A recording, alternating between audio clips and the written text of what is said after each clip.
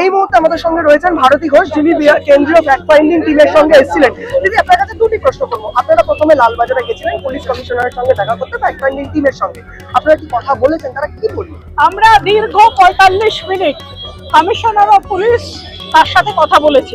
আমাদের fact finding টিমের প্রত্যেক মেম্বার খুব ভদ্রভাবে কথা হয়েছে, খুব কমফোর্ট জোনে কথা হয়েছে। সেখানে একটা প্রশ্ন উঠেছে যে কলেজে আমরা যাব, এরপর আপনারা পুলিশ কি আটকাবেন? তখন উনি বললেন প্রথমে যে কলেজের প্রিন্সিপাল আমাকে চিঠি লিখে দিয়েছেন, বলেছেন যে কেউ যাতে না যায়। আমাদের সঙ্গে ছিলেন বার কাউন্সিল অফ ইন্ডিয়ার চেয়ারপারসন, যার আন্ডারে কসবা ল কলেজ পড়ে। উনি তখন কসবা ল কলেজের প্রিন্সিপালকে ফোন করলেন আমাদের সামনে, বললেন আমার তো আসার কথা, আপনি কি পুলিশকে বলেছেন যে কলেজে আমাদের না ঢুকতে দিতে? উনি বললেন না, আমি বলিনি, আপনারা আসুন। এই কথোপকথনের পরে, যেহেতু এই কথোপকথন কমিশনারের সামনেই হচ্ছে, কমিশনার অফ পুলিশ বললেন আমার কোনো পুলিশ বাধা দেবে না, আপনারা যান। আমরা সেই বিশ্বাসে, সেই ভরসায় এখানে এসে কি দেখলাম, সবাইকে আটকে দিল, কাউকে ঢুকতে দিল না, বিশৃঙ্খলার পরিস্থিতি, ধাক্কা ধাক্কি। তারপর বললো 5 জনকে আমরা ভেতরে ঢুকতে দেব। কেন 5 জনকে ভেতরে ঢুকতে দেবেন?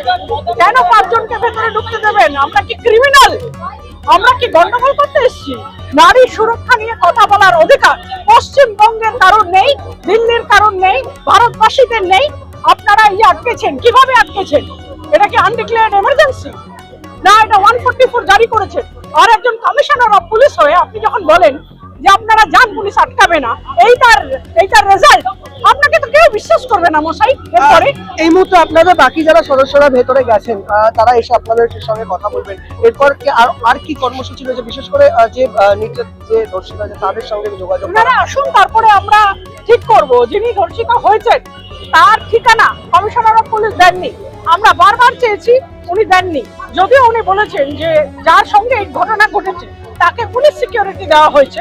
তখন আমাদের মধ্যে থেকেই মীনাক্ষী দেবী প্রশ্ন করেন যে পুলিশ সিকিউরিটি মানে তো তার লোকেশনটা আপনি জানেন, কোথায় থাকে জানেন, বলতে চাননি কমিশনার অফ পুলিশ। আরেকটা প্রশ্ন করবো, যে মুহূর্তে আপনারা ভেতরে ঢুকেছিলেন ফ্যাক্ট ফাইন্ডিং টিম এবং পুলিশের সঙ্গে এই ঘটনা ঘটছিল, সেই সময় বাইরেই একটি প্রতিবাদ চলছিল একটি অন্য একটি সংগঠনে। আচমকা করে প্রতিবাদ চলে, যেখানে এত পুলিশ এখানে রয়েছে, যেখানে 5 জন 6 জনের একটা ফ্যাক্ট ফাইন্ডিং টিম যেটা সেন্ট্রাল গভর্নমেন্ট পাঠিয়েছে, সেটা ঢুকতে দেয় না। তো আশেপাশে এত বড় বিক্ষোভ, এত চিৎকার, এত অসভ্যতা চলে কি করে? এরা অন্ধ না কালা? আচমকাই সেখান থেকে বিজেপির বিরুদ্ধে স্লোগানিং ওঠে এবং সেখান থেকে একটি গন্ডগোল করা হয়েছে। এটি মহিলার একটি গন্ডগোল, মহিলার একটি মানে শ্লীলতাহানির ঘটনা ঘটেছে। তিনি এই মুহূর্তে কিছু বলতে চাইছেন না। তিনি এই মুহূর্তে অবশ্যই এই ঘটনা, অর্থাৎ যে ঘটনা বাইরে ঘটেছে সেই ঘটনার জায়গা থেকে দাঁড়িয়ে যে কর্মসূচি অন্তত এই সাইডে চলছিল, অর্থাৎ যে মুহূর্তে বিজেপির ঠিক সেন্ট্রালের যে ফ্যাক্ট ফাইন্ডিং টিম তারা যখন এই ভেতরে প্রবেশ করে, ঠিক এই একেবারে এই কলেজ এবং কলেজের ঠিক সামনেই একটি অন্য একটি সংগঠনের একটি প্রতিবাদ কর্মসূচি চলছিল। এবং সেখান থেকে যখন বিজেপির কর্মীরা এখানে জড়ো হন, যেহেতু কেন্দ্রীয় ফ্যাক্ট ফাইন্ডিং টিমের সঙ্গে বিজেপি রাজ্য সভাপতি তথা কেন্দ্রীয় শিক্ষা প্রতিমন্ত্রী তিনি নিজেও এসেছেন, এবং সেই জায়গা থেকে দাঁড়িয়েই আচমকাই কিন্তু রণক্ষেত্র পরিস্থিতি সৃষ্টি হয় এবং সেখানে দাঁড়িয়ে স্লোগান ওঠে, স্লোগানে বা পাল্টা স্লোগান ওঠে, এবং সেখানে দাঁড়িয়ে রণক্ষেত্র পরিস্থিতিতে যে ছবি উঠে আসে যে কোনো রকম ভাবে একেবারে পুলিশের এখানে মোতায়েন থাকলেও পুলিশ কিন্তু সেই পরিস্থিতি সামাল দিতে এগিয়ে আসেনি। এবং এরই মধ্যে এই রণক্ষেত্র পরিস্থিতির মধ্যে যারা এখানে প্রতিবাদ করছিলেন তাদের মধ্যে থেকে এক প্রতিবাদী মহিলা, তিনি কিন্তু তার শালীনতা অর্থাৎ শ্লীলতাহানির অভিযোগ, জামা ছিঁড়ে দেওয়ার মতো ভয়ঙ্কর অভিযোগ তিনি করছেন এই যারা বিজেপি কর্মীরা যারা এখানে জমা হয়েছেন তাদের বিরুদ্ধে।